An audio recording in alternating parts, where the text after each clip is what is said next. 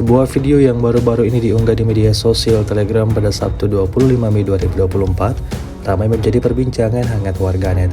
Pasalnya dalam video tersebut memperlihatkan rangkuman kerja tempur angkatan bersenjata Rusia selama pembebasan Klishchiivka di DPR. Intensitas perang Rusia-Ukraina memang semakin meningkat setiap harinya, ditandai dengan banyaknya kabar yang menginformasikan semakin berkurangnya peralatan militer dan personel militer, baik dari kubu Rusia maupun Ukraina. Dalam video dapat dilihat terjadi pertempuran antar tank dan juga aksi saling tembak pada jarak dekat yang melibatkan pasukan Rusia dan pasukan Ukraina. Dituliskan dalam keterangan unggahan, pada aksi saling serang ini pasukan Zelensky derita kerugian besar. Hingga video ini beredar beragam komentar dituliskan warganet.